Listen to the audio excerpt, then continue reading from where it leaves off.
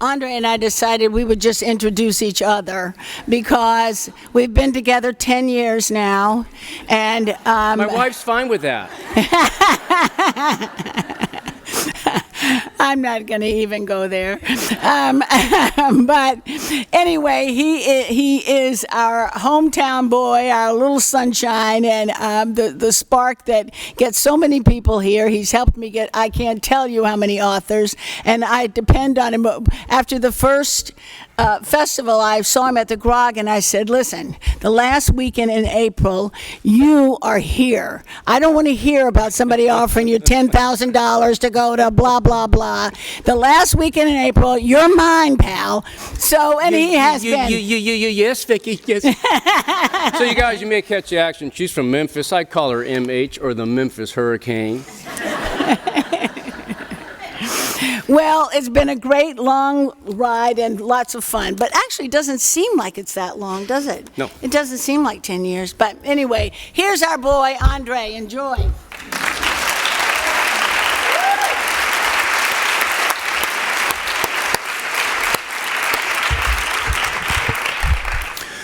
So, I mean, if you're new to the festival, I do just want to say a couple more words about Vicki Hendrickson. It was over 10 years ago, she had read a report from the National Endowment of the Arts that the reading of fiction and nonfiction was way down among even college-educated Americans. And so that's why she started this festival. This is her baby. So a round of applause again for Vicki Hendrickson.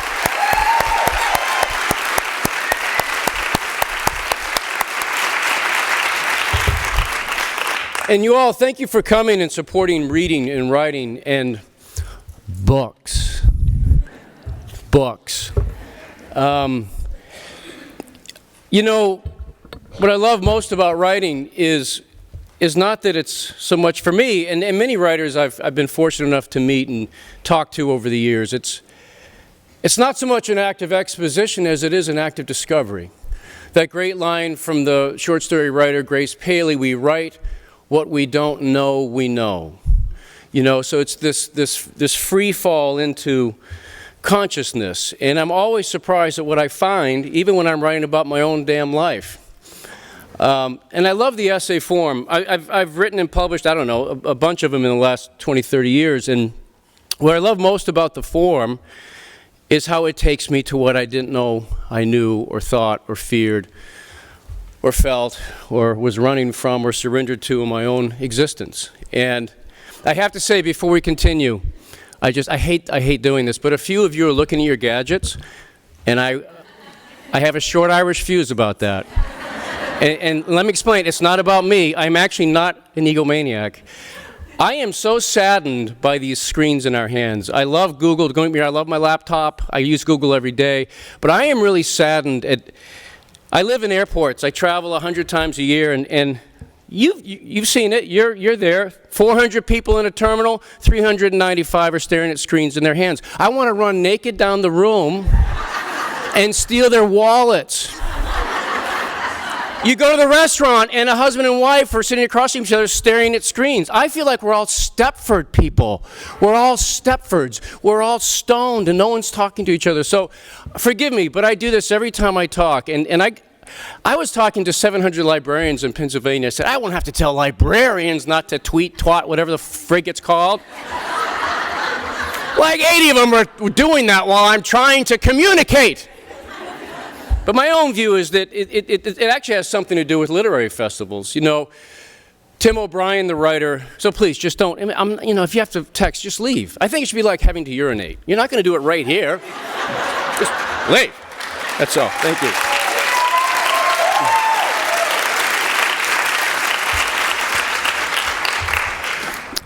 Tim O'Brien, The Things That Carry Tim O'Brien, has a beautiful essay called The Magic Show, and he says so many wonderful things in it, but one of the things he says that I find particularly helpful is he said that writers, and I think this is also equally true for readers, writers tend to be the kind of people who want to enter the mystery of things.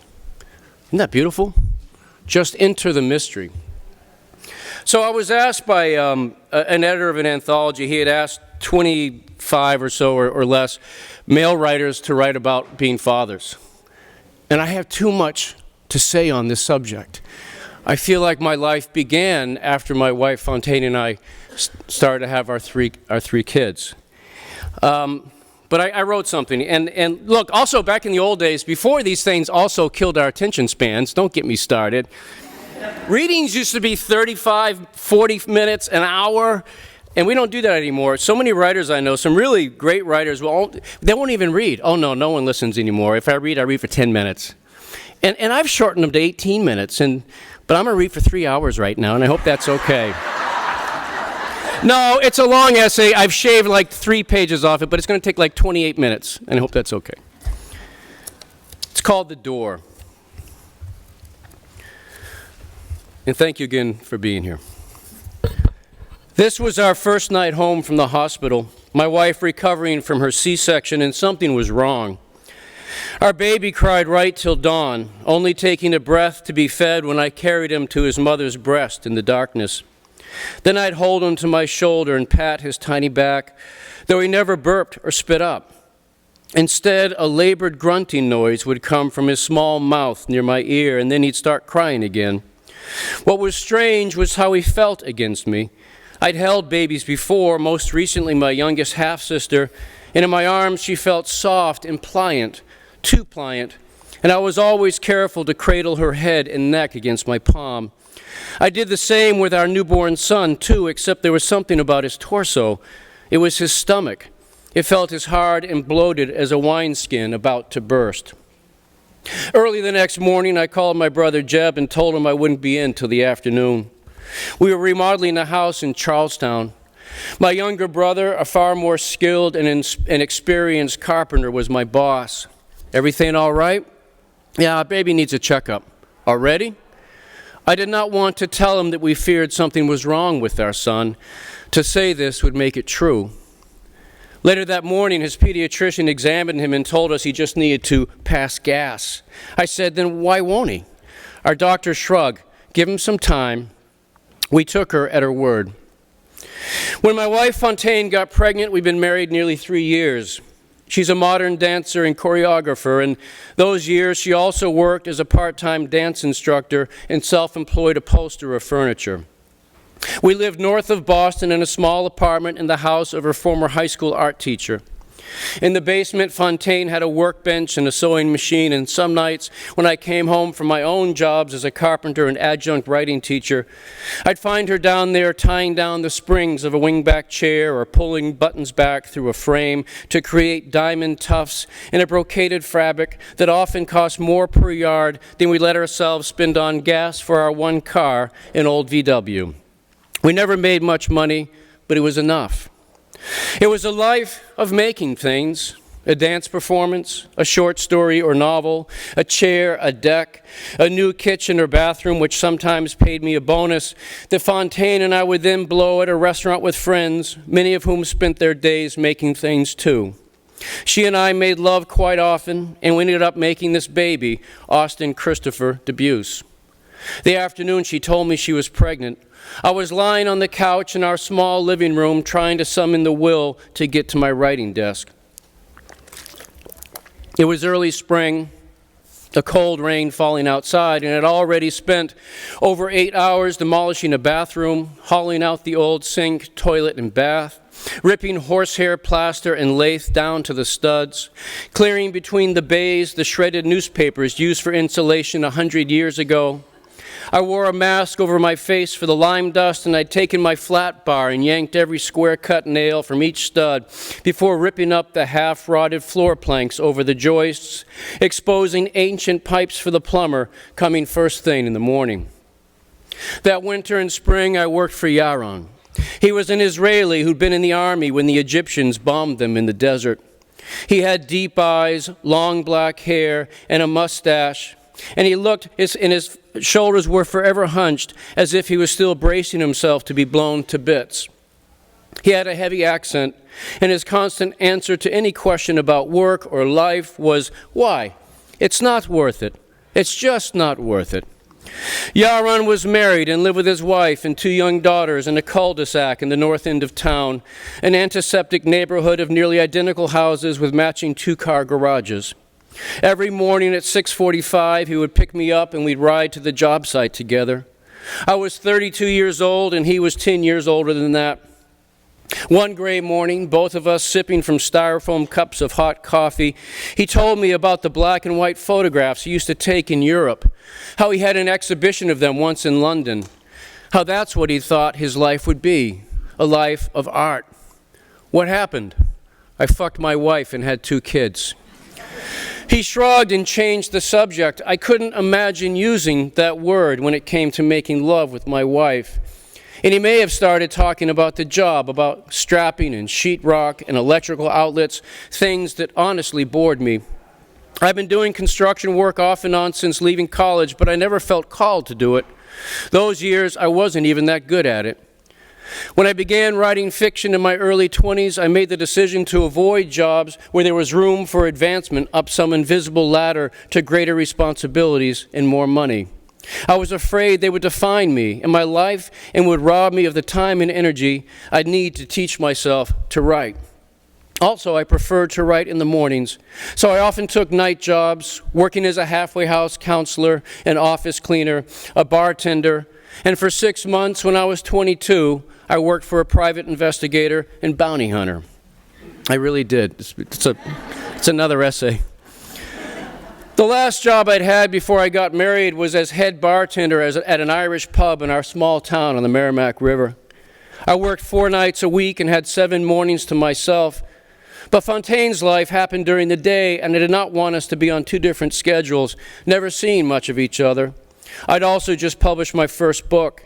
It was a collection of short stories that very few people bought or read, though this did not surprise me or even disappoint me much. That manuscript had been rejected by close to 40 publishers, and I was happy just to hold that book in my hands. I was also happy trying to write the novel my agent was in his 2nd year of sending around, and now I was trying to write another one, a better one. Though lying on that couch after another day with unhappy Yaron doing unhappy work, my body tired and heavy, I was beginning to feel my work life had taken a wrong turn. Soon it would be dark, a time I associated with going to a job after I'd spent the day writing, but now I was giving the best part of each day to ripping out toilets or hauling away old kitchen cabinets or nailing roof shingles on the gable of some lawyer's guest house in a misty rain. There were far worse problems to have, I knew, but I could feel the novel I was working on begin to slip away like a boat whose bow line I no longer had the strength to hold with both hands. And that's the moment my wife walked into the living room from the bathroom, smiling, her long curly black hair held back in a loose ponytail, a turquoise scarf around her neck. She looked so beautiful to me then that I did not at first take in what she had just said. What? Her eyes filled. She held up something short and white. You're a daddy. My body seemed to move on its own. I was up off the couch, holding her and kissing her and telling her positive words I do not now remember, though I know I felt like a liar saying them. In no time, I'd be Yaron, my life of art forever behind me as I drove slope-shouldered from one job site to another, sipping bad coffee, telling the young man beside me that nothing good is worth doing. Believe me, it's just not worth it. I was wrong, of course. If I have ever been more wrong about anything in my life, I do not know what it is. Almost immediately, within minutes of her telling me, it seemed I could only see this big new thing in our lives as good. I loved my wife, she loved me, and we would find a way to make room for this baby we'd made. I brewed coffee and opened my notebook and got to work. Daddy. It's not something I ever thought of being. I had a hunch not many other men gave it much thought either. You fall in love, you make love, and one day or night your wife turns to you in bed and says, I want a baby. You do? Don't you? If you do. But don't you? It's just not something I've ever thought much about before. But in one way I had. Like too many people, I come from a broken family. When I met Fontaine, and the first time I saw her, she was performing on stage, I knew I would marry her. This was not so much a wish of mine as a knowledge, as if what I felt for her was music and the only dance for it was marriage, an institution that pulled me back to a dark time, my mother and father yelling at each other, throwing pots and pans, swearing, crying. This going on for months and months, that early Sunday in November when we 4 kids in pajamas followed our father out to his car before he drove away.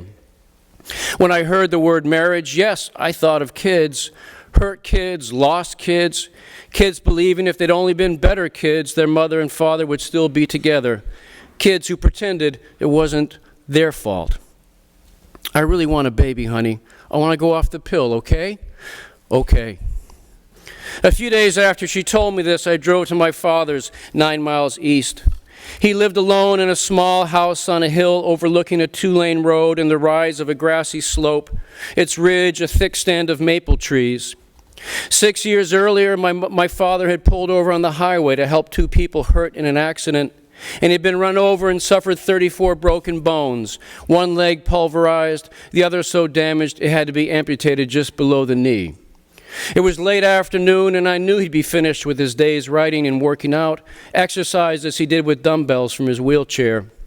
He met me at the door. His hair was wet, and he was naked, a towel draped over his crotch and right stump. He was 56 years old and had wide shoulders and a deep chest, and he was smiling, his eyes lit with love for me. Hey, man. He held up his arms. I leaned down and hugged him. He smelled like soap, clean hair, and skin. This was new, my going to him to ask for any advice. It was my mother who raised us 4 kids, moving us from one cheap rented house in one mill town after another. What's on your mind, man? Fontaine wants a baby. Of course she does. But isn't it irresponsible to have one when you're as broke as we are? My father lit up a cigarette and shook his head. I just believe, son, when the woman wants a baby, then that's it. It's time to have that baby. Besides all that shit work you have to do, when you know it's for diapers and food for your child, it makes all work holy. Holy. This was one of my father's words. He was a Catholic and I was not. He believed there was a God who loved him. I did not. He believed he was being watched over, while I felt strongly that I was entirely alone, and the only good that would ever come to me would have to come from my own hard work and occasional good luck. Still, driving away from my thrice-divorced father's house, I felt better, for I believed if my wife wanted a baby, then that should be that. Women only had a few years to get this done, and who was I to say she could not? Then she was pregnant, her belly growing by the week. It was a cold winter and it snowed a lot. And whenever we walked up the shoveled icy sidewalk to our apartment, I'd take Fontaine's arm and hold her close. I imagined her slipping and falling, she and the baby imperiled. I read books on nutrition for pregnant women and learned that if the fetus didn't get enough calcium, the mother's body would take it from her own bones. I made sure my wife ate yogurt and drank milk like 8 times a day. When the baby began to kick, Fontaine would kneel in front of our record player, her curly black hair down around her shoulders, her back straight, and she'd place our stereo headphones against her protruding belly and play Mozart, Motown, and Stevie Wonder. From the couch, I watched her do this. It was like watching a panel open to a secret room you hadn't known was there. It was like watching a flower blossom into a shape you didn't see coming. We were beginning to feel less like 2 and more like 3, and all I felt about this was joy. Then there was the bright light of the operating room, a gloved nurse handing me our newborn son. His mother's labor had been hard and painful, more than 28 hours long, her cervix never fully dilating. And now she lay conscious on the table with an oxygen mask over her nose and mouth, looking up at us, quietly weeping. Just below her breasts, there was a short curtain to keep her from seeing the surgeons sewing up her abdomen. But seconds earlier, the moment our son was born, I had looked over that curtain and watched him being lifted from the incision, his tiny face handsome and raging, just before he blurred and my voice broke and I told Fontaine, "He's a boy. He's a boy." Wiping my eyes and staring at him, I thought, "It's you. It's you." For I recognized him from some other time and place. How was this possible? But I did. I recognized him, and now I was carrying him behind the nurse to the warming table, his fine hair wet as he cried with all the air he could summon from his small pink chest, the stub of his umbilical cord still attached to what would become his navel. I lay him under a warming lamp, and the nurse handed me a pair of shears. I opened the blades. I was afraid to get too close to his skin. "A little more, honey," she said. "You won't hurt him." Snipping my son's umbilical cord felt like cutting through coated wire, an act he didn't seem to notice. The nurse began to clean our baby with a warm sponge, and I couldn't stop staring at his eyes and nose and mouth and chin, his tiny chest and nipples, his rising and falling abdomen as he kept crying, his penis and thighs and ankles and feet. I couldn't stop crying either, and I leaned in and stroked the side of his head with my thumb. I told him I was his dad, and everything was going to be all right. Everything. I promise. I first noticed the blood when I was changing his diaper on the apron of the stage. This was at the high school where Fontaine taught dance, and when I showed it to her, she was concerned but calm. Like my father, she has a deep and private faith. But I was a boy again, living in a shabby house on a shabby street, getting chased down by other boys out to get me, and now they were out to get my son, too. This sleeping infant against my shoulder I already somehow loved far more than I loved my own heartbeat, my own breasts that were shallow now, as I rushed out of that theater to buckle him into his seat and drive him and Fontaine back home to where there was a phone. Our doctor told us to bring him in first thing in the morning. But shouldn't we take him to the emergency room? No, not yet. Early the next morning, our doctor, a kind woman with 6 kids of her own, examined our infant son and said, "I don't think this is serious, but we'll do a GI series to be sure." I said, "Doesn't he have to drink barium for that?" "Yes," she said, "he'll have to do it through his bottle." Fontaine and I looked at each other. Her black hair was held back, and again she looked calm. I picked up our 9-pound son. He grunted against me, his belly more distended than it had ever felt before. The upper and lower GI series was scheduled for the following morning. That week, Jeb and I were in his shop, close to finishing the construction of custom cabinets, and his deadline for delivery was just days away. I'd be hurting his business if I did not go into work that morning. Fontaine said she would call me just as soon as I had the results. She said this as we lay in bed, Austin swaddled and finally asleep in his baby basket on the floor beside us. I rose up on one elbow and peered down at him. His face was so small. On his head was the knit cap we put on him because we kept the heat low. Even in sleep, his expression was slightly strained, like he was never quite comfortable, and when was someone going to notice this? I pictured being in Jeb's shop in Charlestown, a few miles away from the Boston hospital where Fontaine and my son would be. It wasn't that far, but still, I imagined my wife having to feed our infant barium from a bottle by herself. This felt like abandonment to me. I was abandoning my family when they needed me most. But we also had to pay our bills, didn't we? I got paid by the hour. No work meant no money, and I couldn't let Jeb down either.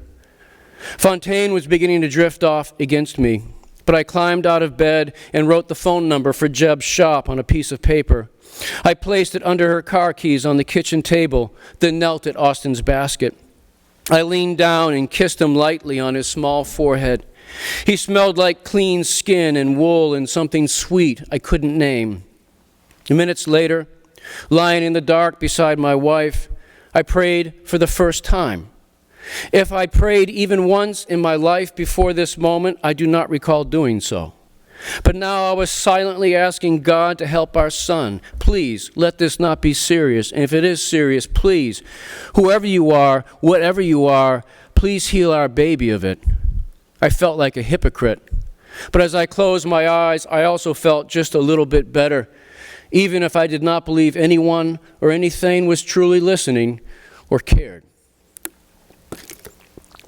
When the call came the following afternoon, I was standing at the drill press, drilling identical holes one after another into medium-density fiberboard.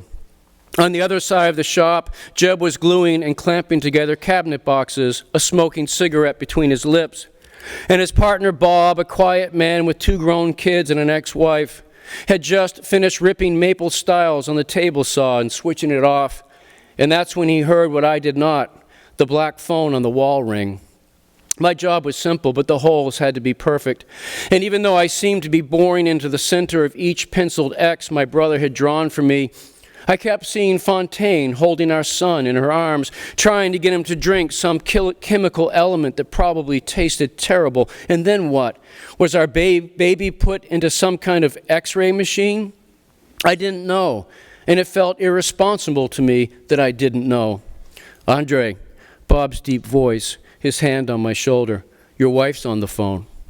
The telephone was in a corner of the shop. Taped to the wall was a sheet of emergency numbers, a water-stained bank calendar from 3 years earlier, a pencil stub hanging by a string. It's the image that comes when I hear again my wife's voice in my head, high and nearly breathless, as if she's running in the dark away or toward something, and there isn't much time. Birth defect, malrotated, life-threatening. What? What do they fucking mean, life-threatening? Yes, they think. She couldn't say the rest. And I couldn't hear anymore, and then I was out of the shop and driving too fast through the streets of Boston toward my wife and son and the doctors who'd just given her this news. Our 4-week-old son needed emergency surgery to correct something called a malrotated upper bowel. It happens in about 1 out of 6,000 births, and it happened to Austin. In his 10th week of embryonic development, Austin's organs had finished developing outside what would become his torso. His spleen, liver, kidneys, and appendix then had to do a 270-degree revolution into the cavity that would hold them, finding their rightful place, the small and large intestines fanning out in that shape most perfectly suited to easy digestion. But with Austin, that revolution never occurred.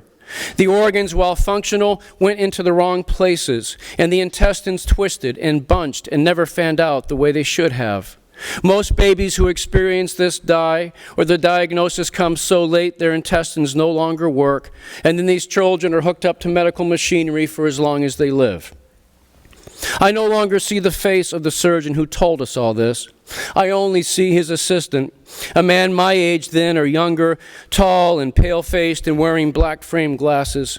I stood there in my carpentry sweatshirt, jeans, and work boots, sawdust feathered across my chest, and he nodded at me and said, as if I needed the language to be made simpler, "It's life-threatening." Fontaine was holding Austin to her shoulder, patting his back and bouncing slightly. She looked pale and focused, but calm, her faith rising up from wherever faith lives. But all I felt was flaming bees hurling through my veins, for I did not trust these men or this hospital. They were just other men who learned another trade, and what if they were wrong? But there was no time for a second opinion, and from whom would we get it? This was one of the best hospitals for children in the world. Wait any longer, and our son might make it, or his intestines might not, and he'd be attached to a machine the rest of his life. What was there to do but trust these men, trust them, and let go, and have faith they could save our son? Hours passed before they were ready to operate. There was a waiting room with a TV and magazines and deep chairs, black night outside the hospital windows. Austin kept crying and crying because he was going into surgery. We were not allowed to feed him, and he hadn't eaten in hours. We took turns holding him, walking him back and forth. Sometimes he'd fall quiet and then rage again, his piercing wail in my ear. He sounded betrayed, and I felt neglectful and cruel.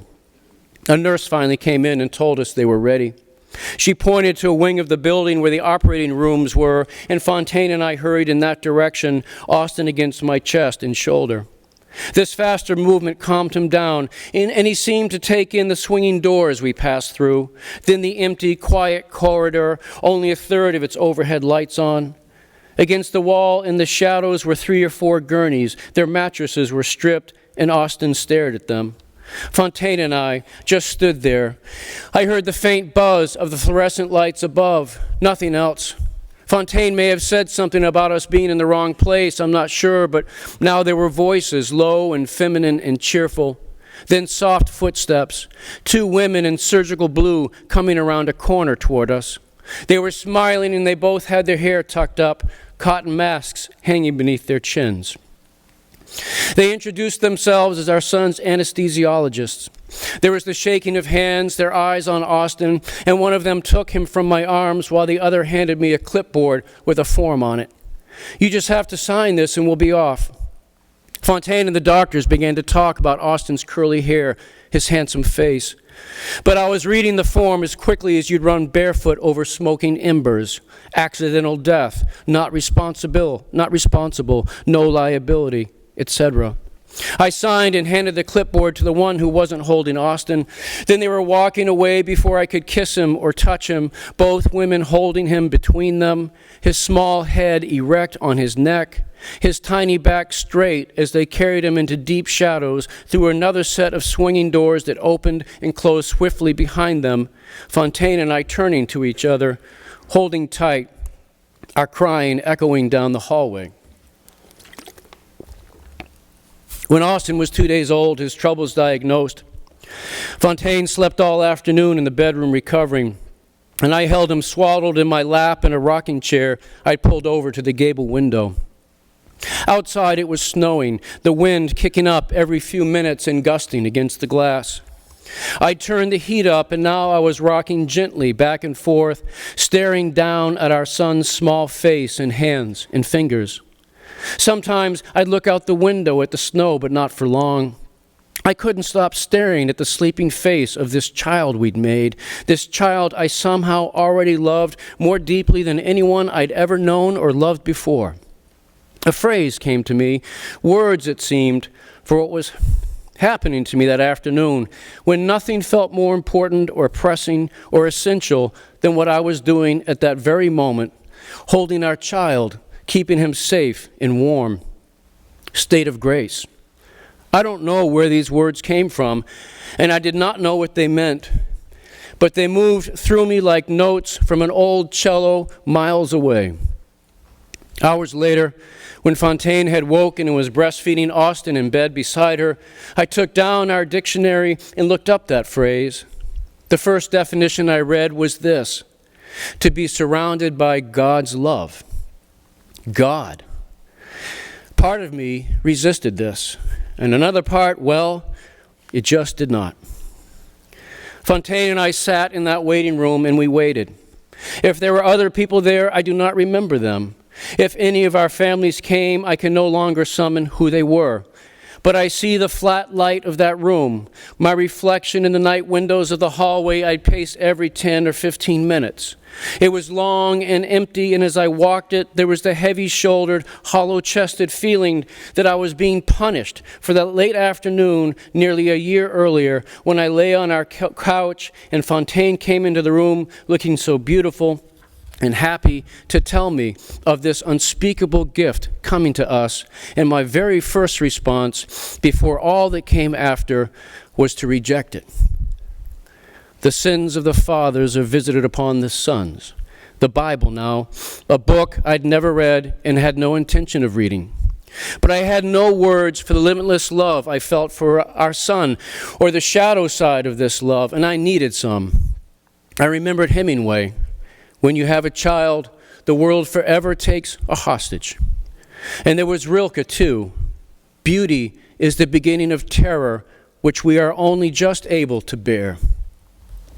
Through the waiting room window, I could see Fontaine sitting straight in her chair, her eyes closed, her lips moving almost imperceptibly. The operation took hours. In my memory, it took all night, because when the doctor called us out to that corridor, his eyes bloodshot but warm, the early sun was shining outside the windows behind him. A cotton surgical mask still hung beneath his chin, the stubble there beginning to show. Successful. That's the word that comes, and surgery, and no complications, and congratulations. Fontaine and I holding each other, the doctor's face blurring, his big hand in mine, my hand squeezing his shoulder. And it may have been then or hours later or even maybe the next day that we got the full details of how they opened up our infant's belly, how they took out his appendix, because if years later he ever had appendicitis, the doctors would never know it because his appendix would be in the wrong place. How they could not move Austin's other organs, but they could and did save his intestines, which saved him, fanning them out the way they were supposed to be in the first place. And that's it? He'll be all right? He'll live a completely normal life. Austin may have come home with us that day or the next. I no longer know. All I know is that profound relief, joy, and gratitude were shooting heat through me like kisses from the gods, and I had to do something with it all. We had been given something so good, and I had to give something too. I kissed Fontaine and told her I would be right back. I was half walking, half running down that hallway, looking for the first person who could tell me where I could give blood, anything. There were kind faces and helpful faces, men and women, fingers pointing to signs in elevators, in closed rooms behind glass doors, all of this on a moving current of what I can only call love. Then I was sitting at a desk, filling out a form, adding my name to all those willing to give the marrow of their bones to a stranger who one day might need it. A woman took a vial of my blood, but this did not feel like enough. I wanted to give something away right then. On the same day, my son was spared. I kept looking for the blood bank, but could not find it, and I wanted to get back to my wife and child. I wanted to hold him. I wanted to hold him close and never let go. But we have to let go, don't we? This was more than 20 years ago. Austin is now over 6 feet and 220 pounds and wears a size 15 shoe. He lifts weights 6 days a week and reads and writes and loves serious films and good music and all sports with balls in them. When he was a baby, I've never read this out loud. When he was a baby, the scar on the right side of his abdomen was pale and 1 inch long. As he's grown, it's grown a bit longer and deeper, so now it's largely covered with dark hair. Every single time I see that scar, I feel only boundless gratitude. Austin lives 1,000 miles west of us on his college campus in Ohio. He has a 19-year-old sister and an 18-year-old brother. With the birth of each, my capacity for love seemed to grow exponentially larger, opening up in me its attendant fear of loss, but a deep reservoir of joy too. So much joy, as if my deepest, truest life could only begin once I became a father. Soon our daughter Ariadne, a dancer and artist like her mother, will be moving to another campus, and not long after, Elias, an athlete and drummer, will want to do the same. Fontaine and I will be two again, back to where we began. For we do not own these 3 people that came from us. We were simply given them to love and to guide and to set free. And even though I still do not believe in an all-powerful and loving God, I know I'll pray for my children's health and safety daily and nightly, as I do now, as I will until I am no longer on this earth. For something is here among us, something I cannot see but feel, something I cannot hear but sense, something I cannot smell but know, that one late afternoon, this life will bring you to a door your lover may walk through smiling, and just because you're tired and afraid and have little to no faith, you're supposed to lift your head and breathe and walk with joy and trembling right through it. Thank you.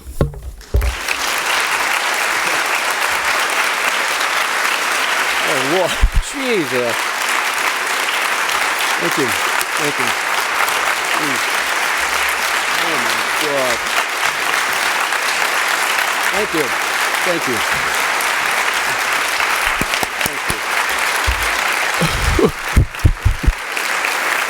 Oh. Thank you. Thank you. Oh. Oh, what do we talk about now? Jesus Christ. Sorry, that was longer than I thought, too. Thoughts? Questions? Let's go get a drink or a cup of coffee. Hi, yes.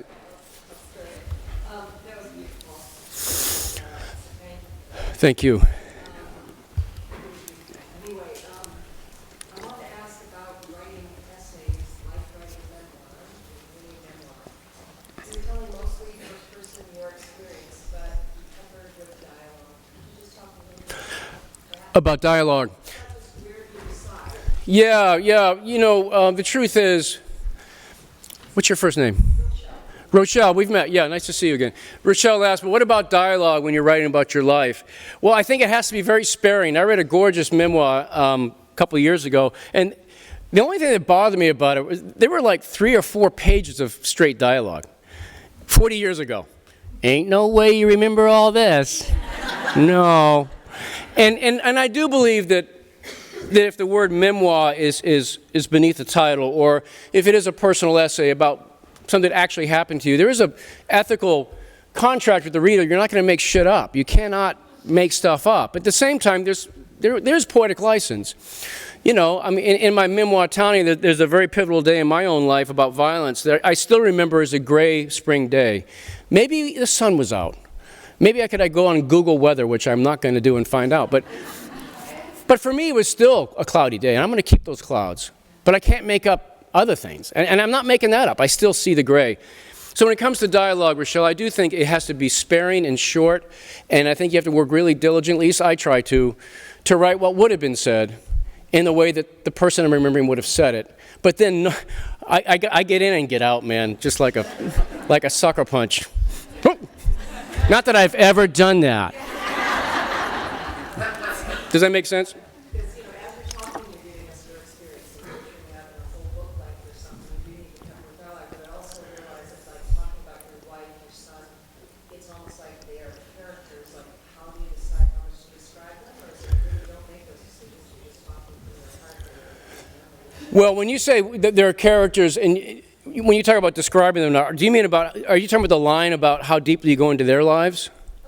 Just, you know, instead of like, here's what I thought, here's what I felt, I mean, obviously you had a very compelling, if you're, you know, going to, when you're writing, whether they're essays or a full-length memoir, you realize the people you're talking about essentially are like, Yeah, they become characters, and they're real. I mean, how do you make selections? I mean, talk about your like square, things like that, you know. Well, it's either Tobias Wolff or Tim O'Brien who said that this beautiful line that memory has its own story to tell, right?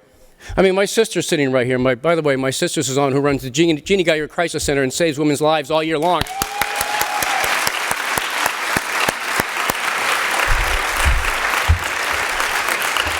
But we had a different father just because she's 13 months older, and she's a woman. She's got a different dad than I do. You know, in the same sense, you know, my Fontaine is not her mother's Fontaine. And my beautiful mother-in-law is sitting here. You know, and it's not, my Austin is not his sister's Austin. So, but I do think that what's important is, so what we're talking about here is the difference between fact and truth. I've told this before real quickly. A couple of my cousins were visiting, and they were talking about their recently dead father. And I was washing dishes after dinner, and one of them said, "Oh, I just don't think Dad loved us at all." I turn the water down, I go, "Ooh, what's that about?" Because writers are horrible eavesdropping whores. And I began to think about my uncle. You know, I didn't know him well, but I knew a lot of his story. I knew that he had his own self-employed insurance business, that he worked 80, 90 hours a week, that he raised 5 daughters in upper middle class circumstances, that he put them all through very expensive private high schools, put all 5 through very expensive private colleges, was putting the older one through grad school and dropped dead at 53. I'd be willing to bet one of my legs that my uncle would sit up if he'd heard his daughter say that and said, "How can you think I didn't love you girls? You think I did that for me? Of course I loved you girls." Yet, The woman who said that never saw her dad at breakfast, never saw him at lunch, never saw him at dinner, never saw him at bedtime, never saw him at recital, never saw him at a game, never watched Saturday cartoons with him. And even on Sunday she didn't see him because that's the one day he took a little time for himself and golfed. Now she is 180 degrees factually wrong that her daddy didn't love her, I'm sure. Yet her truth is she did not feel loved. And that is the province of the memoir and the essay, and it's valid territory, and frankly, I think that's the only thing I think about it. Everyone's got their song to sing. Doesn't mean you're right, but it's your song. Yes, sir. So I know as a writer, especially whether it's memoir or even regular fiction, there's that level of vulnerability, and you open up yourself to, and it opens you up as well. It takes places you didn't even know you had internally. Yeah. So the two-part question is there a point where you may say, no, there's this piece that I don't want to open up, even though the right mistake in you there, and then how do you push on through that? What's your first name? Open, O-G-U-N. Hogan, it's a beautiful question. Where's the line? There's a wonderful line from, I know there are some therapists in this room. You probably know who Virginia Satir was, S-A-T-I-R. She was a family healer, worked around the world with all kinds of families from all kinds of cultures. And she has this definition of intimacy that I find myself turning to in writing classes of all things. Intimacy is my own ability to share with you my truth and your ability to reciprocate. Right? And the key word there is reciprocate and ability, because we've all done it. You summon the nerve to tell someone how you really think and feel. They do the same. Boom! You might not even like each other, but you're closer. And it's always easier with the guy in the elevator. Yeah, you drinking too much? I'm drinking too much. What are you going? Yeah, love you, brother. Good luck. But try saying that to your father, your mother, your wife, or your. But your question is really, if you're writing, the kind of stuff I try to do, the kind of work I love is character-driven fiction. I love fiction where the characters are real people, and that's the kind of fiction I try to write. And I find I have the same creative desire writing nonfiction. I try to make them real, living creatures and true, that resonate truth, and I try to avoid falsehoods. And that's dangerous territory, man. You will find yourself falling into places you'd rather not go. One of the things that surprised me writing this essay was all this God shit. I didn't think that would come up. Sorry. Did I say God shit? I do believe that Jesus man has a sense of humor. But your point is a really good one. So sometimes it'll take us to a territory where we are not ready to go. And I do not think it is a failure, a creative failure, to say I'm not ready to write about. I had a student in where I taught it years ago, and she had a rape in her story, and that story needed to go to that scene, and she wouldn't.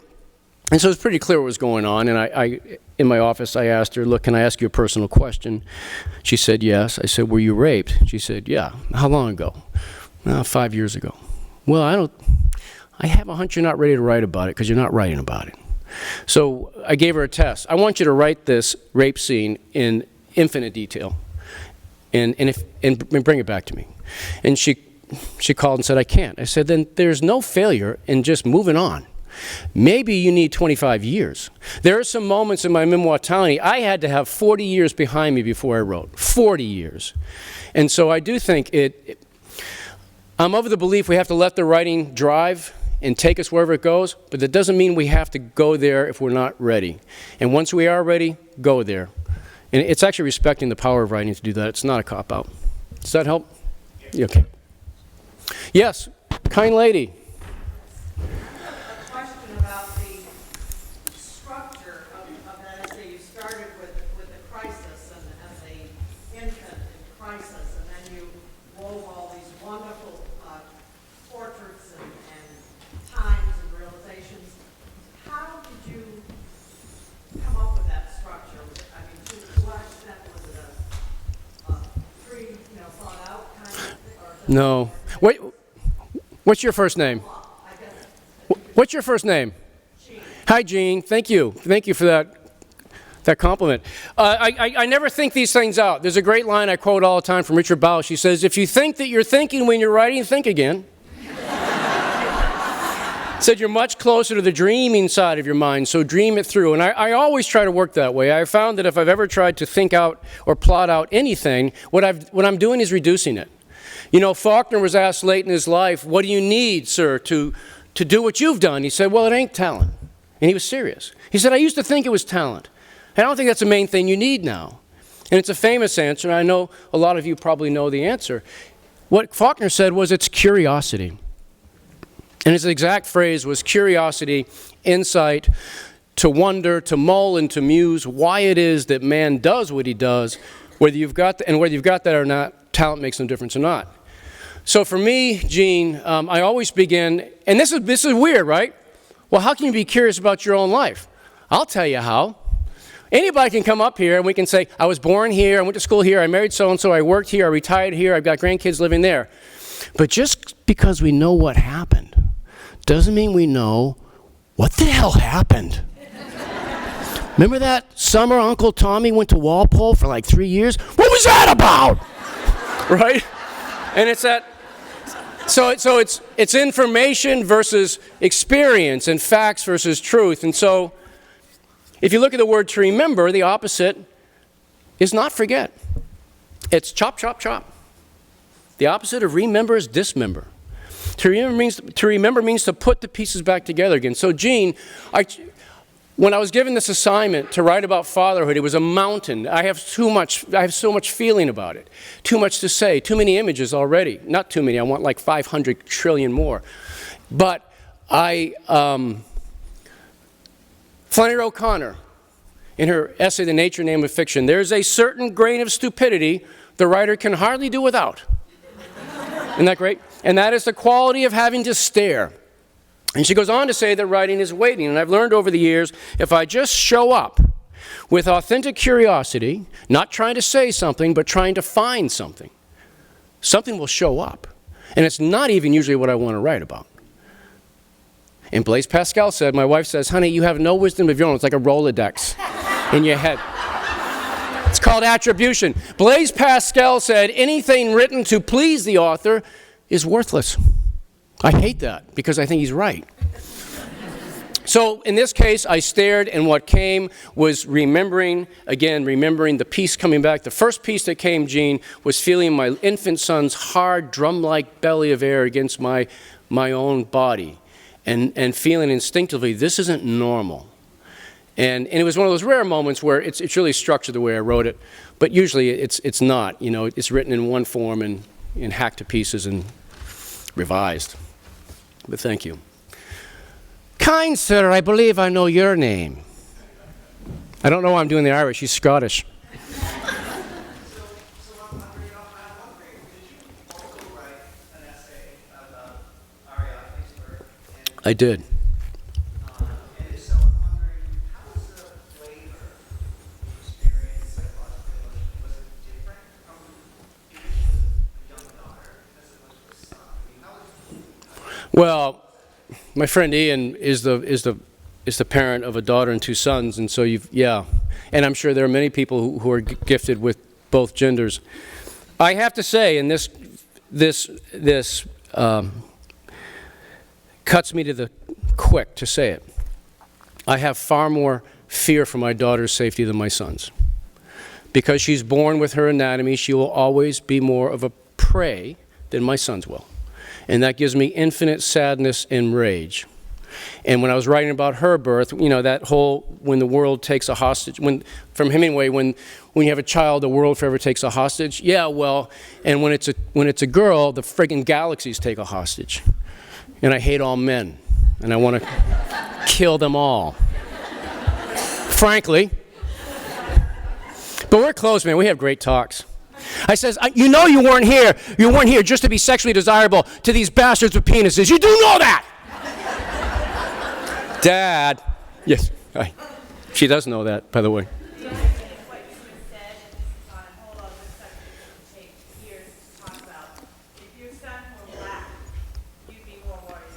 No, I would. No, you're absolutely right. No, you're absolutely right. And What we pop out at. yeah, well, whoever is more preyed upon. You're absolutely right. And my sons are some of the most privileged human beings on the planet because they are now nearly college educated. Well, Austin's graduating, God willing, in about 2 weeks. He's a young man, let me just put it that way. But my sons are the most privileged people on earth because they are and will be college-educated white American males from the upper middle classes of New England. You don't get more privilege anywhere on the goddamn planet. And I do think my sons know this. Hi, I know you. How are you?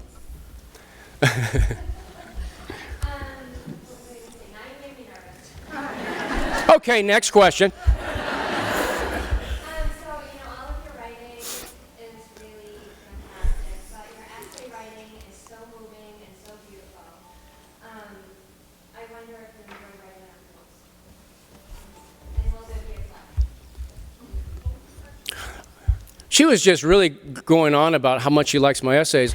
You were supposed to say it early on in the Q&A. I gave you $50 to say that. No. No, thank you. She asked if there'd be a collection of essays, and do I prefer writing essays more than writing fiction? No, but I've never even thought about that, so let me think about it out loud in front of you. I just love writing. I'm always late, like almost never on time at these beautiful 11 a.m. things that Vicki puts me in, and because I even write on festival day, and it's not because I'm disciplined. The writer, Thomas Williams, was asked, Mr. Williams, why do you write? Oh, that's easy. I write so I don't die before I'm dead. And most writers I know feel this way. They write because if they don't write, they're going to wither. And so I love all kinds of writing. I've just written a screenplay. It took me 8 years. The first draft was like 200 pages long. Yeah. Let me just say, when I am writing deeply or trying to write deeply from the point of view of me in a remembered fragment, bloody shard from my own existence, there are terrors and dangers that never occur when I'm writing about an Iranian colonel trying to get his house back. There's a wonderful hiding behind character that, like an actor gets, although it's not hiding, but there's a wonderful becoming someone else that's really just enjoyable, even if it goes someplace dark. But when I'm scraping the pus out of my own scars and hoping you like it, it's not as enjoyable. I've just decided. So I actually like writing. I like writing fiction more, but I feel called to write this. So thank you for helping me clear that up. And there'll be no goddamn collection. Brother Patrick. Peter.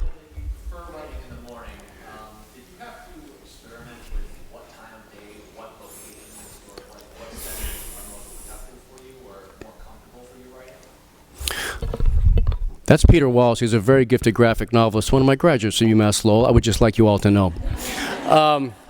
Peter, you ask, I prefer writing in the morning. Do you experiment with other kinds? Here's the thing. Life happens, and then you're lucky to steal any goddamn writing time at all. The truth is, and I talk to my students about this, especially those who want to do it with their adult lives, any artist should be, any artist, anyone trying to make art, musician, actor, painter, dancer, etc., in this culture, you better be prepared to work 2 or 3 jobs and never have the world notice. Because I have a student, I was talking to one of my UMass students yesterday. He just got an MFA program. I'm convinced he's writing a novel that he'll publish. And he's really worried about how to make a living. And he's talking about how everybody treats his work, everybody he loves and knows treats his work like a hobby. I said, that's what America does until Oprah puts you on her show. And then, oh, you right. There's something strange about human beings, and I'm sure you've experienced this, where we can't believe that someone we know could create something special. What, Harry? Jesus Christ.